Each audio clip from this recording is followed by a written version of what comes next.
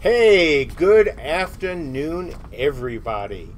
Time for another Friday update, and as always, please let me know how I sound. Well, and be as kind as possible. Volume is fine. Talking about my accent, nothing I can do about that. You gotta change the focus. Apparently, I am out of focus, which might not be the worst thing in the world. Okay, there we go. Voice good? Sound is glorious. Glorious. Okay, well, hey. So, happy Friday. We've got a big top 10-ish list. There is no big announcement today. The big announcement, however, will be on Thursday. Again, this coming Thursday, big announcement. It's one of the top 10-ish. It's the one I've been talking about. There are others, but this one, at least to me, is the most important. And I do think it will be equally important to you folks. So let's go through the top 10-ish. First, number one, tech, engine gameplay systems improvements. That's really generic. Doesn't sound all that interesting. However, it's sort of like got 11 different items. Like this whole thing is the first tech piece. So what has happened? I mean, the bottom line is that we've rewritten a bunch of the game loop, as well as the input logic, to fix some bugs, to make things more efficient, to, in essence, get this even more ready for Beta 1. It's been a focus of George's for a bit, and we're hoping to commit it next week. We had hoped to commit it today. You guys saw my email yesterday about, especially you cubers, to move your stuff over to Fledgling. This is why. When we commit this and some other things that are being committed at the same time, we expect Hatchery to go boom. It should go boom. We've got an awful lot of stuff in here, and it's all good. Everything from improving the frame rate to fixing the problem with the reload UI button. Tons of stuff on the update. Not going to waste time going over all of them here today, but it's all good and glorious. That will be the word for today. Since the backer said it, we're going to use glorious a lot. Number two, tech. Work in progress. 3D UI and input performance improvements. So Dave has been working on that, and he's been working with George. It's all part and parcel of, guess what? Hey, getting the game ready for Beta 1. Number three, scenarios results screen. So Christine has supported the UI guys this week, exposing information out of the progression system to be hooked up to the scoreboard. So you'll see overall team scores, name, faction, kills, deaths, etc., etc., etc. All the stuff you want to see, obviously, at the end of the scenario. Guess what? Once again, making this game even more ready for Beta 1. Notice how fewer and fewer things already are just about tech and more about gameplay. This is what you're going to see over the next few months, as you have been seeing it overall for a little bit now. Number four, a generic editor. It's generic, right? That's what you think. Well, a little bit more than that. So Andrew said that we needed a generic editor so that, you know, the vast majority, in his case, he thinks 90% of the things we're going to need going forward in terms of an editor can easily be built upon the framework of the generic editor. Bull's been working on that, and things are moving along nicely. Next, tech. Unifying TCP and UDP entity networking systems.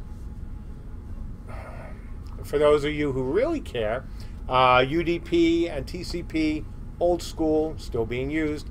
It's how you deal with packets, how bits of information is sent across the network. This had to do with some disconnect errors that we talked about last week. Number 6, animation now. Death, flinch, and character creation. So Sandra created the Arthurian travel stance Death and Flinch this week, and has been moved into posing blockouts for the various race and class combos. Number 7, another art item, the Mjolnir, or Mew Mew if you like the movies. DB is working on sounds to support the Mjolnir abilities this week. He's also working on general combat sounds, once again, to make the game feel more like a game.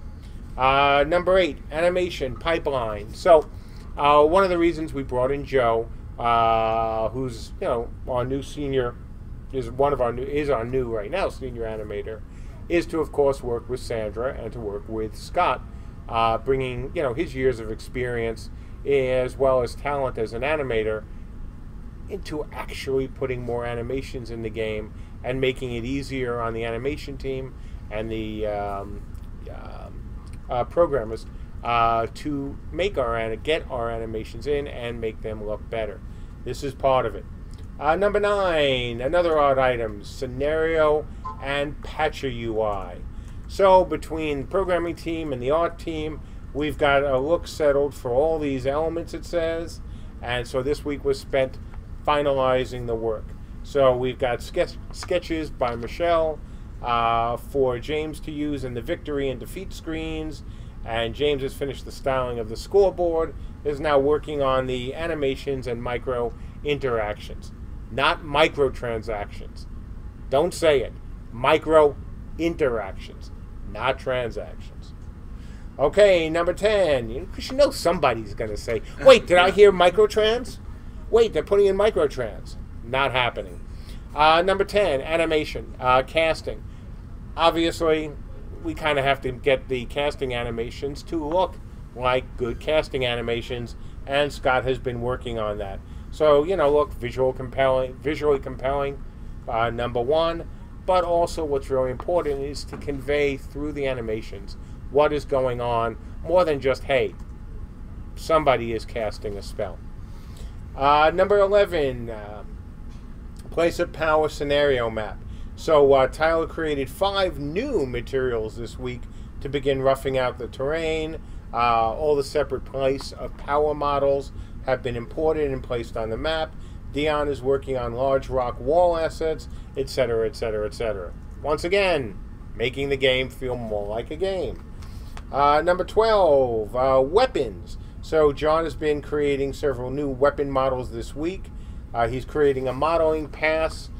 He completed, a modeling pass on 9 new weapons and is currently working on the materials for them. His goal was to even out the number of different weapons players had available to them. So that's his goal, and it's moving along very nicely. Number 13, how ironic. Done by a guy by the name of MJ. Hey, I think that's me, on BizDev. So, what is that about? Just as I started this stream, it's about the big announcement that I have been talking about for a couple months now. It's one that I have been working on for quite a while, far more than a couple months. All the details will be revealed on Thursday. This coming Thursday, January 18th, time to be determined. So, look. But probably 3 p.m. our time. But probably 3 p.m. Right now, it's set for the update is set for 3 p.m. That is still to be determined.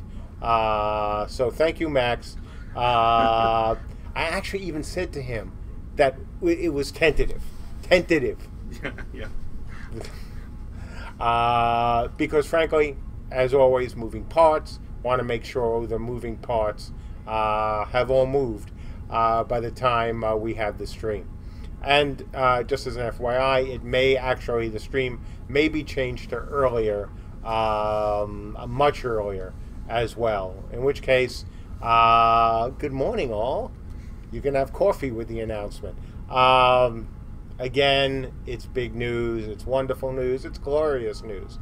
I cannot imagine, I really cannot, that the vast majority of you won't be thrilled, excited, overjoyed with the news. There have been hints Some of you on the forums have gotten some pretty good guesses. Like I said, hints already out there. But that's it for this part of the update.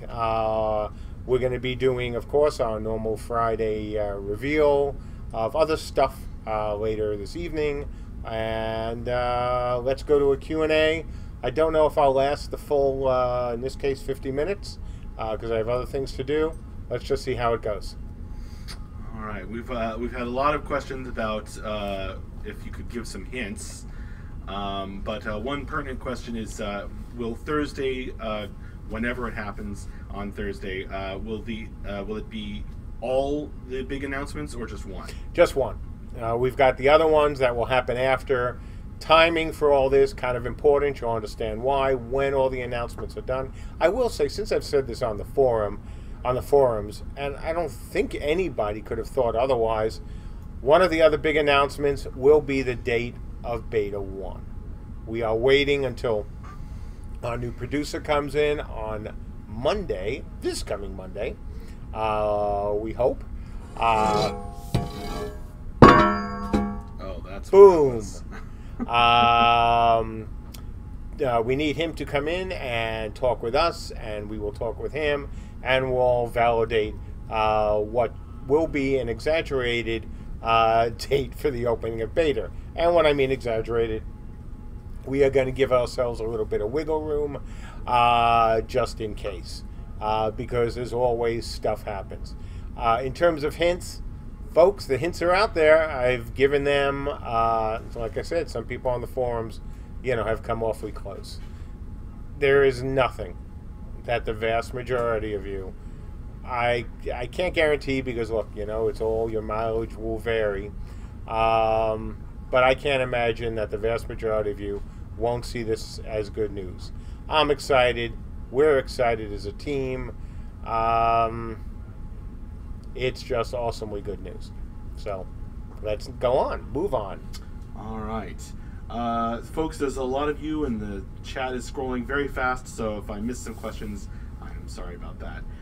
Scott the Rock asks, will there be controllers in the game? Meaning, can you use a... Do you mean, are we going to allow people to use a controller to play the game? I believe that's... Yeah, no, we haven't talked about that at all. This would not be a great game for the average controller.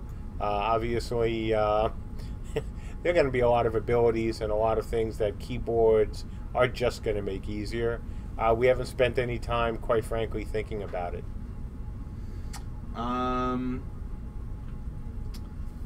CU Swazi asks, what is BizDev? Business development. It's a cool kid's word because people are too lazy to write everything out. It's not like we ever do that. Like, we never abbreviate Camelot Unchained or Cube or anything like that. Let's see. Odilvik asks a question from Darlgon. Ben's writing in the newsletters is extremely fun to read and informative on very in-depth topics. Yet, on the broadcasts, he seems to only say what he must. Does he talk a lot in the office? Or is he one of those worker bees that you never hear anything from and have to pry words out of? But when you look at what he did, you say, dang, that's a lot of code. A little bit of both. Ben is a tremendous writer. He really has quite the gift for explaining his thought processes, our thought processes. I wouldn't say that Ben is quiet in the office, but he's also not as vocal or gregarious or overbearing like me. But no, his writing is great. His thought process and analysis is very strong, and it comes out beautifully in his writing, which makes me really happy. Sacrix asks, what are the new community managers' overall tasks? Is it possible to outline them for the community so we are not expecting something we should not? Well, I mean, first of all, there's only one new community manager, and that's Brian. Same as any community manager. Part babysitter, part PR, part marketing, part other things. I mean, what does a community manager do? Sometimes in some studios he's the mouthpiece. He or she is the mouth. Blah, blah, blah, mouth. Let's say this together, kids. Mouthpiece for the studio. For those of you who know, me from Soaring Mythic, I'm not much on sending the community out as the sacrificial lamb, which a lot of studios do. Hey, there's bad news. Who do we call? The community manager. Let him be hated by everybody because we don't have the balls to go out and actually deliver bad news to the people who are paying our salaries. As you folks know, I've never kind of believed in that. I like to deliver bad news myself. It's not that I enjoy being a masochist, but, I think we need, as all developers, need to talk honestly with our players, or in your case, those who are already backers, are backers. And I think sending a community manager out there to be that, sacrificial lamb is really unfair. Have the guts to go out and deliver the bad news yourself. Something I've talked about in the past. Sometimes you can't. When you work for a large corporation that has an investor relations department who will do anything to keep you from going out there.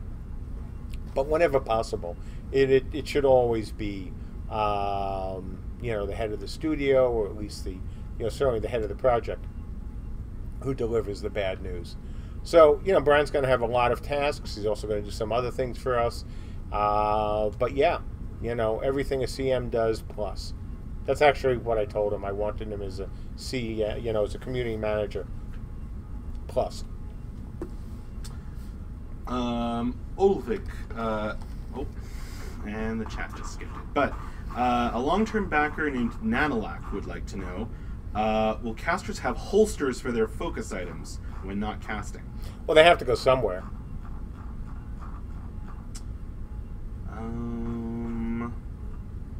All right, chat is very, very full. So chat is full. Shouldn't have eaten that much. Come on, don't eat till full. You remember that. Very important. Brand, so yes, again, missing some questions, folks. Sorry about that. You can ask them again.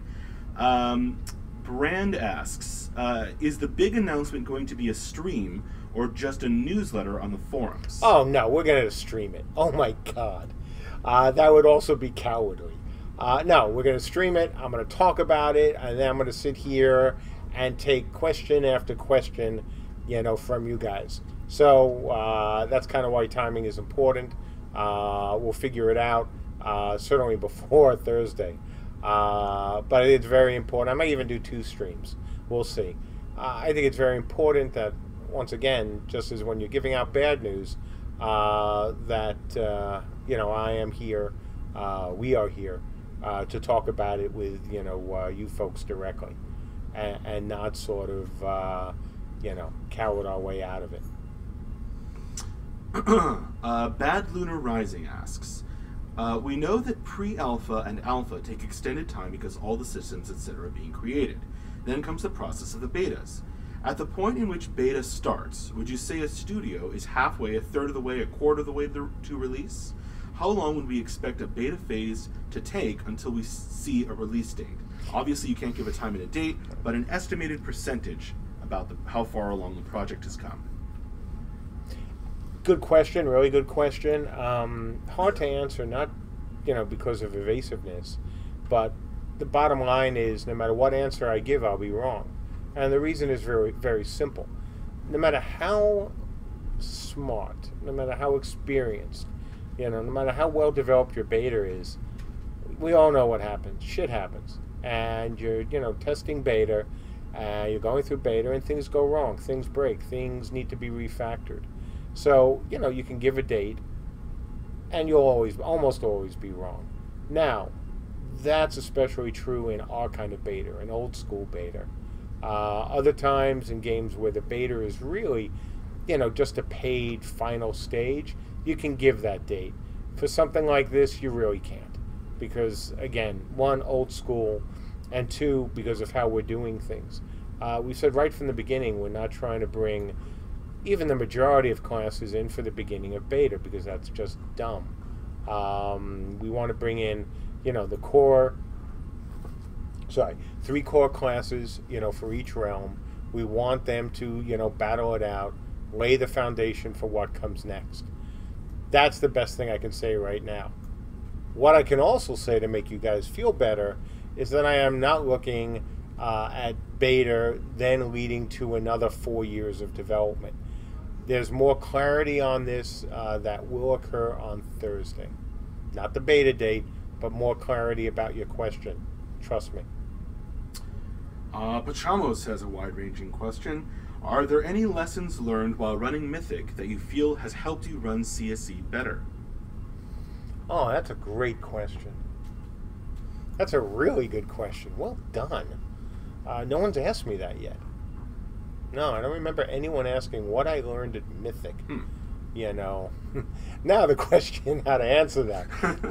Because that's real tricky. I could be really snide and nasty and mean right here. And I don't mean towards the guys and gals at Mythic. Not at all. Far from it. As I've always said about that team, the everyday worker, the everyday team member, the folks who gave us everything that they had to create Warhammer on an abbreviated schedule, especially when you compare it to other MMOs. These guys and gals deserve all the credit I can give them. They deserve nothing but praise. Certain other people, not so much. But what would be some of the really good lessons? I think probably the best one, and this is something, as anyone who's listening to this, stream from my studio now, or our studio now, can tell you, one of the things I tell everybody, and this is from, the part-time or contractors to full-time people, honesty, honesty, honesty. I don't give a damn if something happened, if you had too good of a weekend and you can't make it early Monday, or something went wrong, or you did something stupid. Just be honest about it. Nothing else matters really as much as that does to me. We have to be able to hold ourselves accountable, especially when we fuck up, because we all do. Anyone who says they don't probably is not doing anything. I mean, literally not doing anything. We all will make mistakes. We all will do something that we shouldn't have done. And the key there is, one, not repeating that mistake, and the second is being able to take responsibility for it. So I think that's the biggest lesson. Always demand that from your team. And you especially have to demand it from those closest to you. So, big lesson there. Odilvik asks a question from Tinnis. Can we build cube structures into or above the ocean, e.g. a sea fort or bridge? And tech-wise, would island tides ever be possible, irrespective of design practicalities? So, number one, can you build something over the ocean? Honestly, we haven't discussed that yet. The key is it's still got to be stable, and that's always a challenge, of course, when you're trying to build something over an ocean. So, as to the second part of that question, I've just forgotten it. What was that? Duh. Been a long couple weeks. And the chat scrolled. Can we have tides? Can we have tides? So right now, tides isn't something we've discussed. Certainly, it's something, if we really wanted a model, we could. I don't know if we will. That's something that would be very neat and cool, but I don't know how important it really is to gameplay. Especially because we're not really talking about, ocean warfare or anything that would probably be important for tides. Lakes, rivers, that sort of thing, not all that affected by tides. So, probably not. To those of you who just joined us on YouTube chat, the big announcement on Thursday is good news. Yes, nothing, again, For 99+% of you, because there's always a few, it'll be nothing but good news. Good news and good news. And then good news. Sacrix asks, are topics such as res and building regulations and unknown design mechanics going to be given out before refunds end? Maybe a BSC 2.0? Oh, yeah. Look, we've been really clear about our refund policy. It's still, as far as we know, if not the most generous, albeit slow, process. And one of the reasons for its slow will also be explained on Thursday. And it's not what you would think, it's just how much time I've had to spend. But we want to get as much information out there as possible before we turn off refunds. We're going to do it with plenty of warning. We're going to do it with plenty of tech and other things revealed. Look, if we wanted to be sleazy, it would be easy. But we haven't been sleazy yet, and we don't intend to be sleazy. So the information will be out there. People will be able to play. There won't be, hey, you've got a week or a day or 24 or 20 minutes to get your refund in. We wouldn't do that. It runs counter to everything, I believe, in terms of business practices. So, yeah, Sacrix, we're going to try to get as much info as we can out there. Strike JK asks, how can I support the game? Well, you are already. You are a backer. You've been great, chatting about it in various places. Just keep doing that. Look, one of the things I think that sets us apart from most crowdfunded games is that we're not constantly asking you folks for more money. The overage that we taken because of rehabilitation and hiring issues, that's on me. At the end of the day. Not on you guys and gals. So just keep doing what you're doing. We're very proud of that, approach. We're very proud of our backers such as yourself. We love our community. Even at times, we're a big family, so sometimes we fight with the members of the community. Sometimes angry words are exchanged. It happens. But overall, and even with those who at times I argue with or argue with us, we love you folks. You've backed us. You've put us in this position. You've been patient. You've been generous with your donations. You've been generous with your time. We never have tried to go whale hunting. That doesn't make sense for the studio. It doesn't make sense for this game. And it doesn't, most importantly, make sense, for me. So just keep doing what you're doing. We couldn't be happier. Degenerate asks, when can we purchase a sexy calendar of the dev team?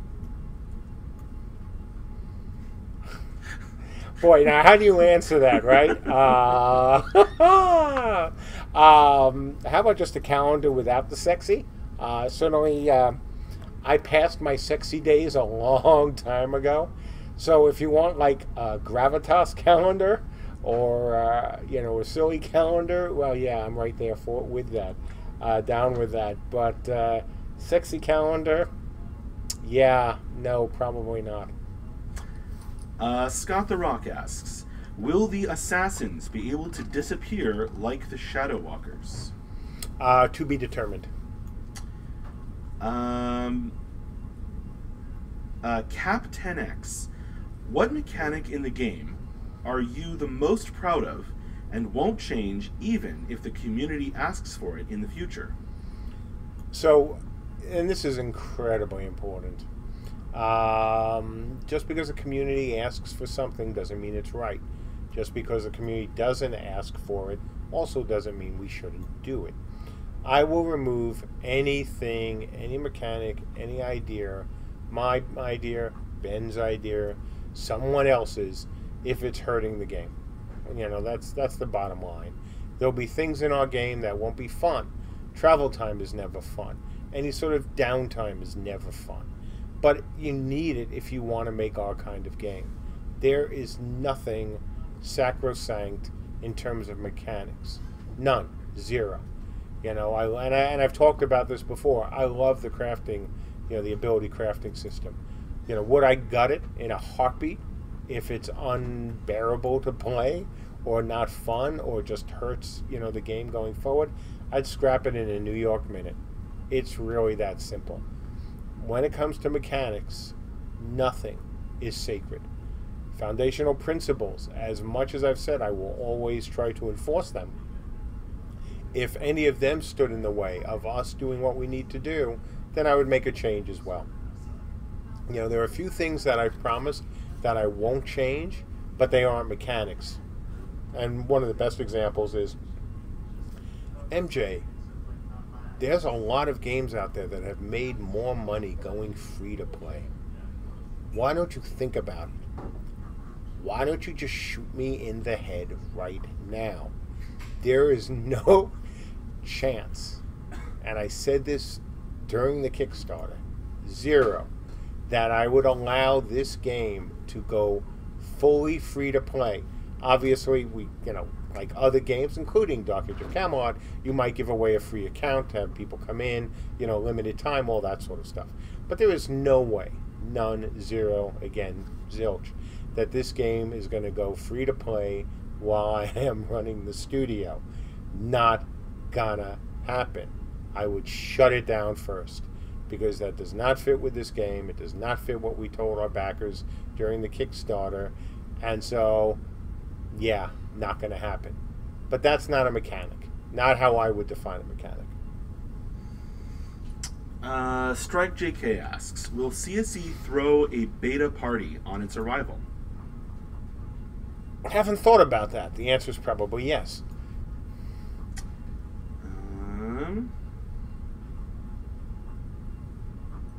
And there goes the chat again. So if I miss your question, sorry about that. Let's see. Lottoween asks, do the houses in the Home with a View tier overlook the capital city or the contested territories? Great question. Also never been asked, and to be honest, I never even thought about that. What I've talked about so far, and this is way back when, was that they would have scenic views.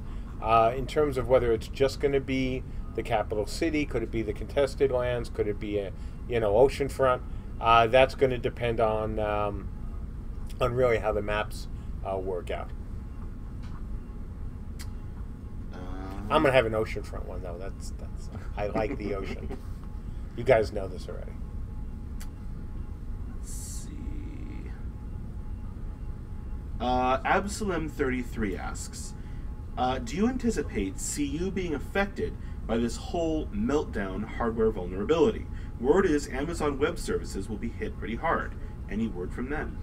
No word yet. At least not as far as I'm aware. Could we be hit hard? Look, we'll be hit hard as anyone else is. Is it something that will affect us? Well, sure. If it affects everyone, it will affect us just as well. But the nice thing is, this is one of the beauties of our architecture, right? We've always talked about it, and I mean always, about our engine being multi-threaded, multi-core, multi-threaded. So, I don't want to say we have power to spare, because you can never have enough power.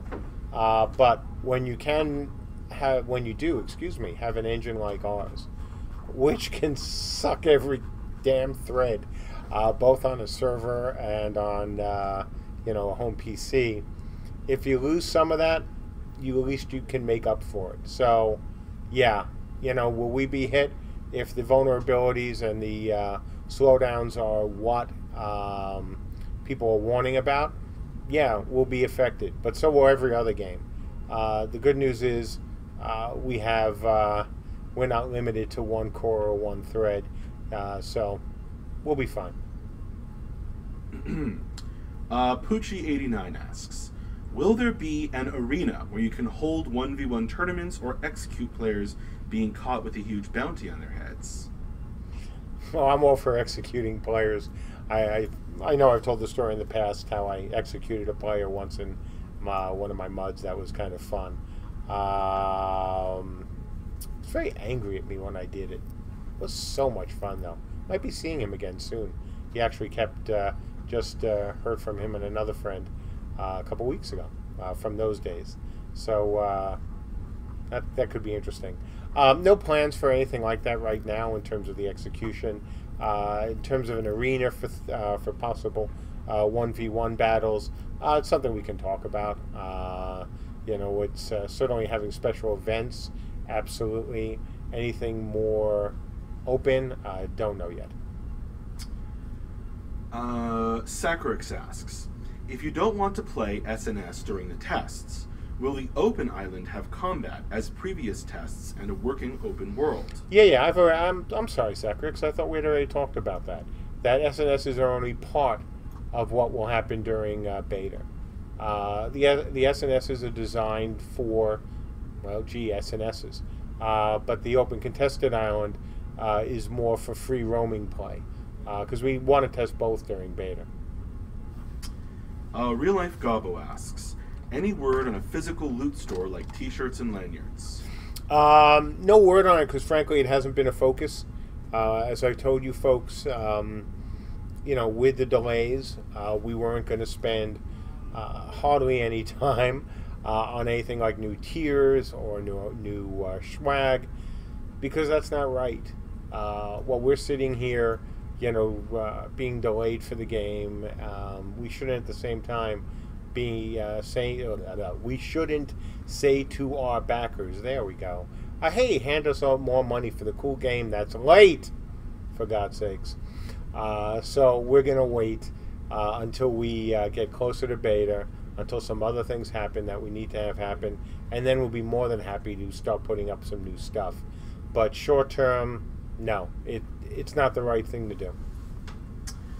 Odilvik asked a question from Rhaegar.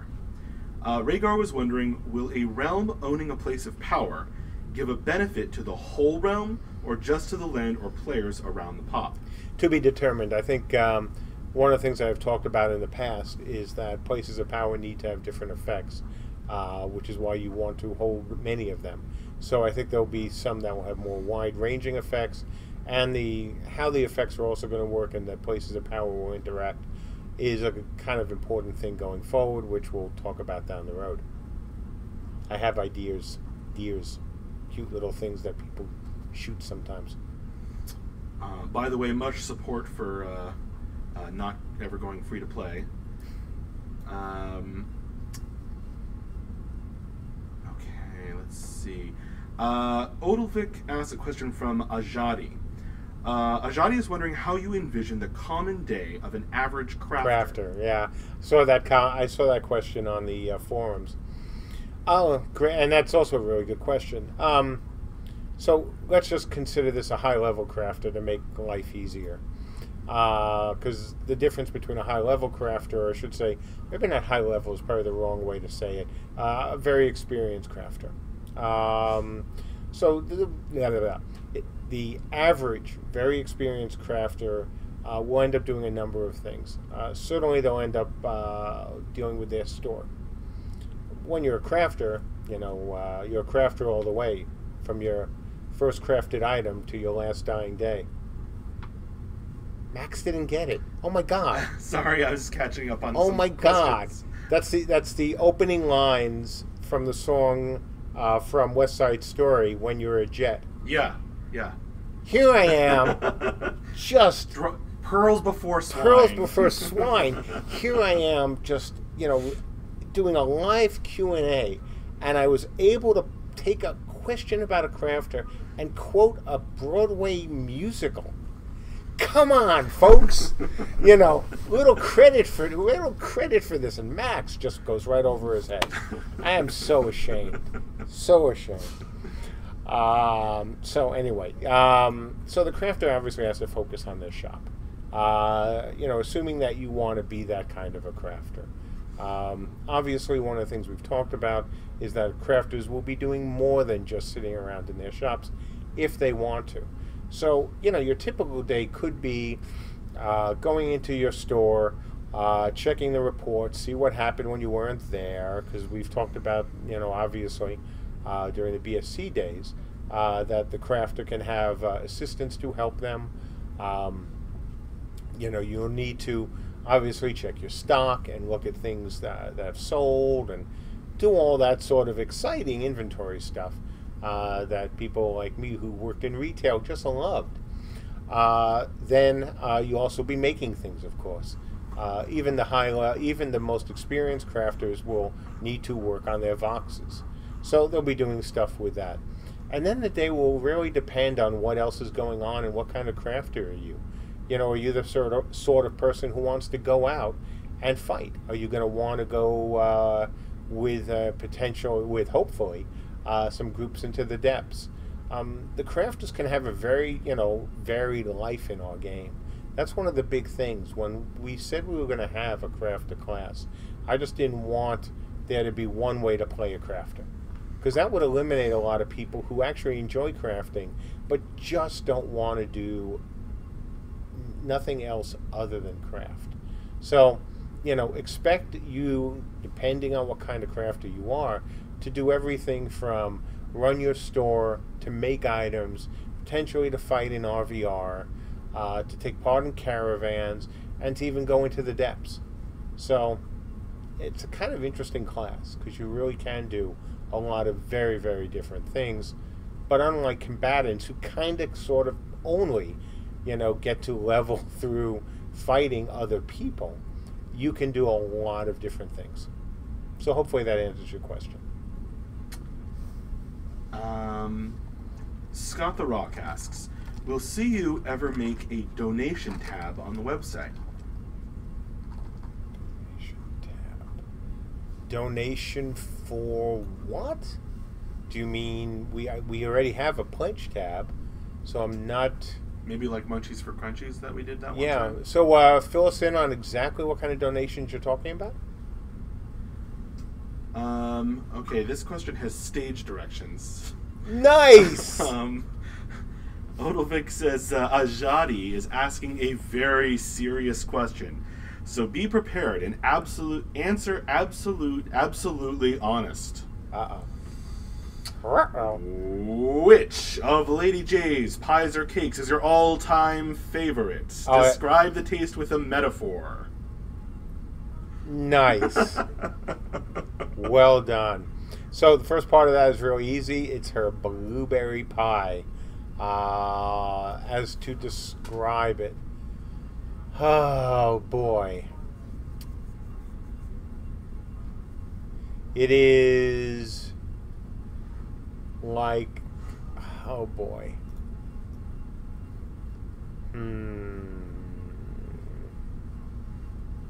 what is the best way to describe Lady J's blueberry pie? Happiness in a bite. Ooh. I like that metaphor. Writer approved. Kick Assassins asks a question that I don't recall anyone else ever asking. Kick Assassins asks, when you first decided to pursue making this engine and game, who did you first tell? Andrew. I couldn't do this without him. When you look at all the people I've worked with over the decades, and I've worked with a lot, Andrew is certainly, if not, the smartest of all the people that I've worked with, in terms of sheer intellect. If he's not that, he's one of those, because you can always never quite tell who is. He's got a great ability to think outside the box, and that's really important to me. People who know me say the same thing about me, but not when it comes to programming. Andrew also can be very, very cross-discipline, which is wonderful. So yeah, it was Andrew. There's no way I would have done this without him. Zero. I would not have tried to make, this engine. Okay, I've got to share this. Grimslag, this wins. Grimslag says, CSE is happiness in a bite. B-Y-T-E. Nice! Well done. You win the day. Karaptathid asks, will you all post some video of beta gameplay? Oh, absolutely. Absolutely. One of the things I've said also for quite a while now is that we want to begin, and I know I actually said it last week too, is stream at times during beta. We need to. We want other people to see it. We want our backers to see it. At that point, if we're, happily moving through beta and still afraid to stream, that doesn't say much about us. Alpha is alpha. We said from the beginning we weren't going to be big on streaming during it. And who knows, before alpha is over, maybe we will do some streaming. Brando2 asks, will you stream Andrew shaving his beard? You have to ask Mr. Meggs that. Hey, wait, why don't we sell his hair? Someone else asked that. Of course they did. No, we're not going to do that. Unless we sell it by each hair. Ooh. Or loot box it. Oh, loot box it, that's right. Anila Gamir says, I'm sure on the YouTube chat, I'm sure this has been covered before, but will there be mounts at the game or horse paths similar to what Dayak used? Yeah, mounts is something I have talked about, obviously. Well, I shouldn't say obviously, because if you haven't been on our forums, you wouldn't have heard any of the debate so far. Yeah, and this has been ongoing for a long time. Some people don't like them, some people like them, some people like horse routes, some don't. That's a to be determined. I've gone on record as saying that I like mounts. I certainly wanted mounts in Dayak. I wrote a white paper on why we needed mounts, not right from the beginning, but fairly quickly after the game launched. So I am a fan of them. Whether they'll happen or not here, the one thing that I've said, because it's really important to understand this, is one, we need carriers of some kind, right? We need pack mules. We need mounts that can hold stuff.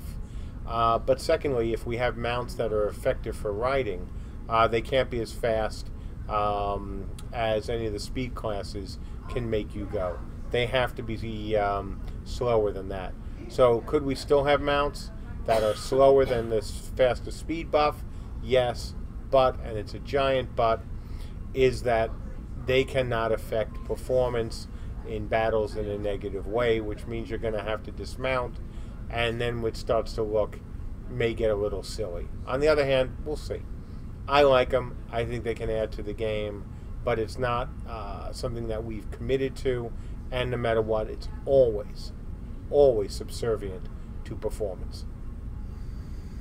Sacrix asks, are you going to start bouncing off your IT backers again?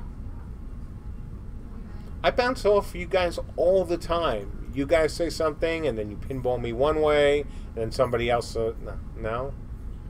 God. Pinball? Pinball. Bounce, right?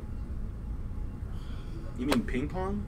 No, pinball. You know, a game Sure. that they used to play, and the pinball and the ball goes around, Yeah. and it pinballs off something. Okay, all right.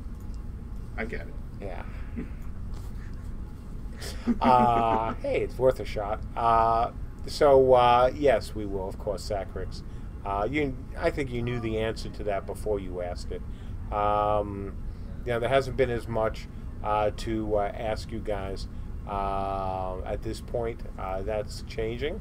And as soon as we start testing again, which is coming, and not too far away, which is good, there'll be more to talk to you IT folks about. Periander08 asks, Mark, every time I watch a wrap-up you are hosting, I see that the tip of your sneaker seems worn, or is at least a different color than the rest of your shoe. What causes this? Is it just the lighting? I have been wanting to ask you for a long, long time. Oh no, it's age. These things, I don't even remember when I got these things. Kind of worn on the bottom. I probably should replace them at some point, but they're comfy. And I tend to be one of those people who keeps things for a long time. Anything from my shoes to some of my clothing and cars. And yeah, I'm just, some people are very quick to change things up. I am the exact opposite. Oh man, am I the exact opposite. Words fashion police would be used if anyone would look in my closet, like call them as quickly as possible. Because I have a lot of things that I probably shouldn't be wearing. And these sneakers at this point are probably one of them.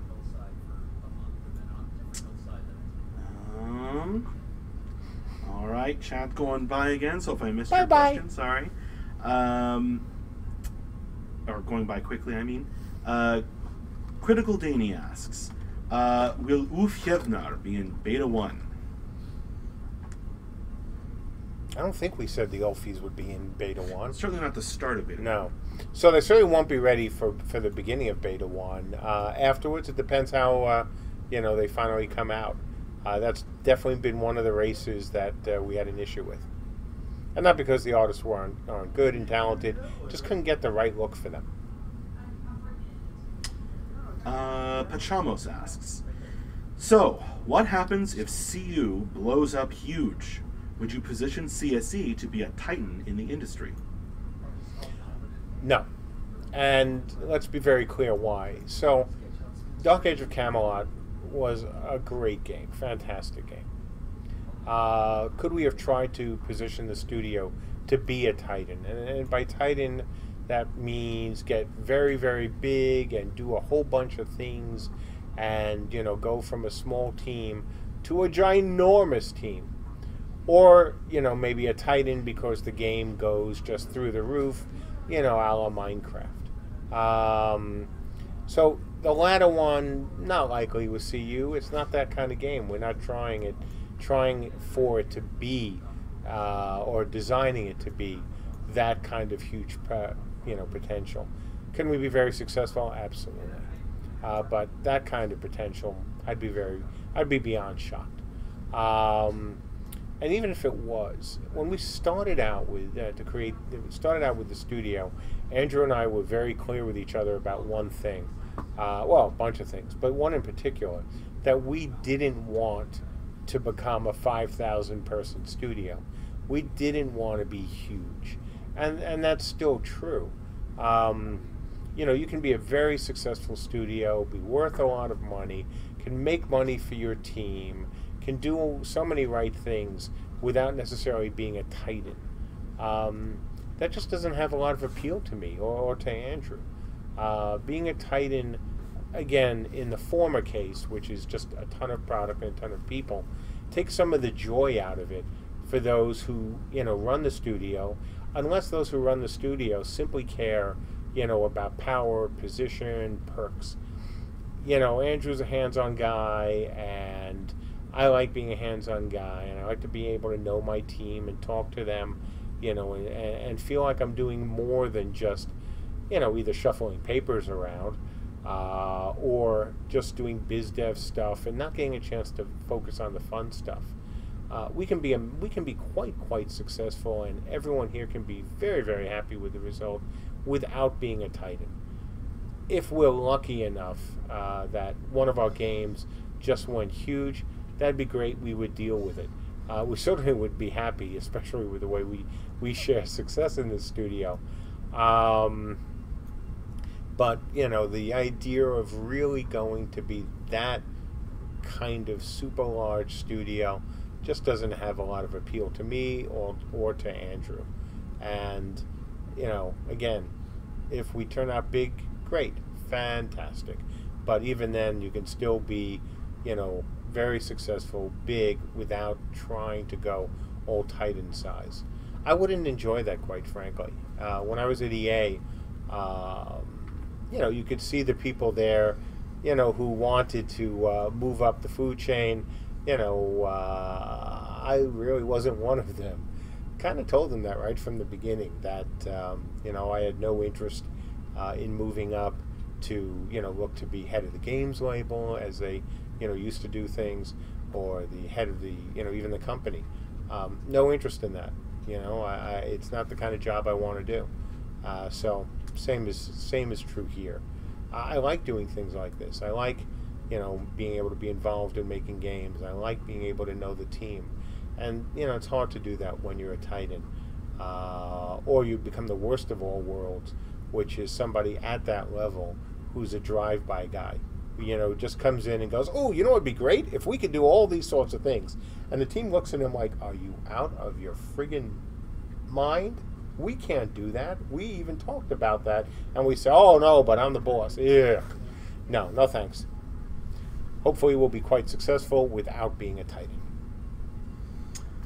Odilvik asks, a long time ago in an office... a galaxy far, far away? In an office not far, far away, I once asked MJ if there was a hidden meaning to the CSE logo, to which MJ said yes, and he might share it with us one day.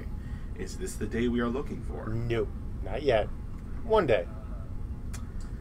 5-minute warning. 5-minute warning, folks. Let's see.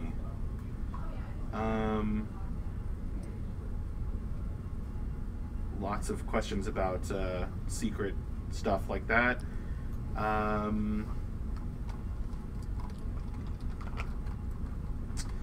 Adventure Company asks, more lore when? Well, you have to ask our lore master.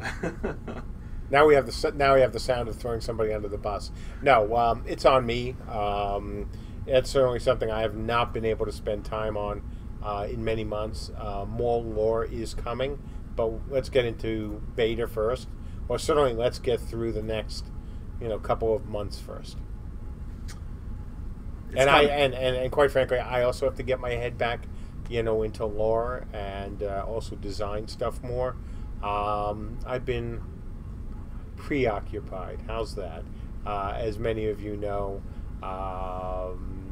everything from, unfortunately, delayed refunds, which I paid a bunch yesterday, just so you know, because I actually had time to do it. And the other things that I love doing that I couldn't do, lore is one of them. So I hope, especially when I come back from vacation in February, assuming I get out in the beginning of February, which is still the plan, then hopefully I will be able to focus on things I really enjoy versus things I, have to do. I'm looking for a really good question to end on. Oh, by the way, Brian asked me to mention the fact that we're going to be starting a design your own weapon contest that's going to run, for 30 days. Info to follow. Info to follow.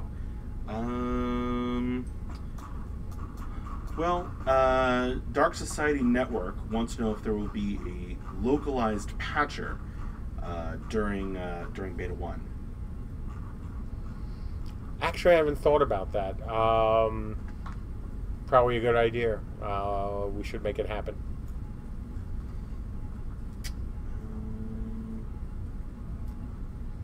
Still looking for something really good to end with, folks. Hopefully heartwarming. Quick, get torches. Set them on fire. It is heartwarming. Sacrix wants to know when we'll get the next 30-day docs. Let's get through the next few weeks. Everything, the next 3 announcements are more important than anything in the 30-day docs, by far. Let's see.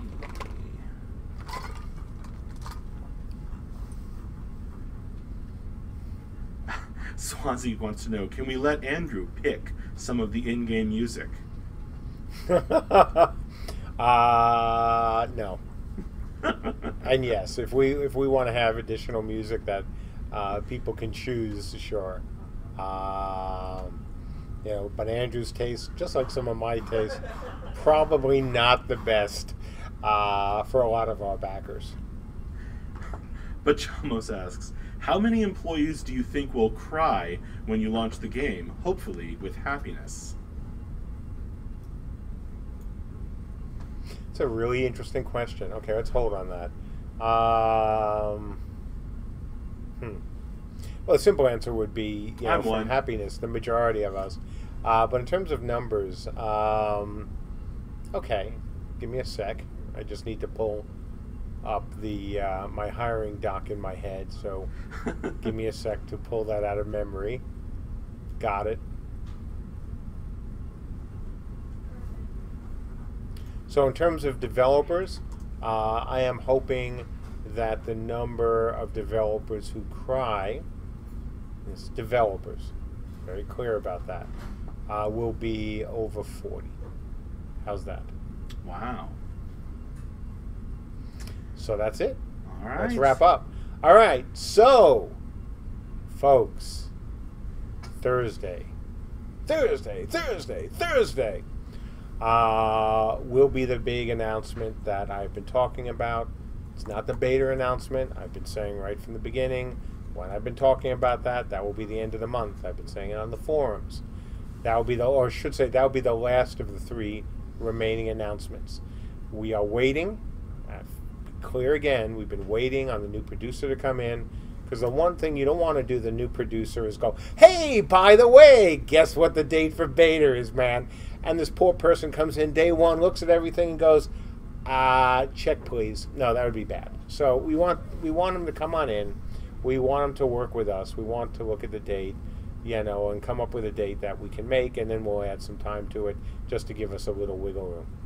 But Thursday is, in my humble, as much as anyone will ever accuse me of that, opinion, the most important of the announcements. It's more important than beta.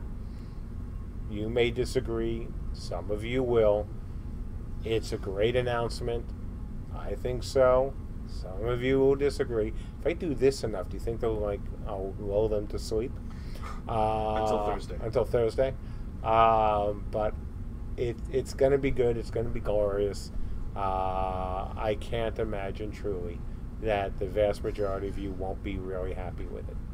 So having said that, I want to wish you all a very happy weekend. I want to thank you as well for your support. And I am so excited to talk to you folks on Thursday. I really am. You guys have seen me in enough of these streams. I'm not going to jump up and down. I'm not going to put on the sunglasses. I'm not going to do, all sorts of things to show you how excited I am. But trust me, I am really excited about what I'm going to be talking to you folks about on Thursday. So again, and as always, we thank you for your support. We thank you for your patience. And the first of the rewards for that patience and support will become quite clear on Thursday. That being said, see you on Thursday. All right. Bye. See you later, and keep an eye out for our update going out this evening in email.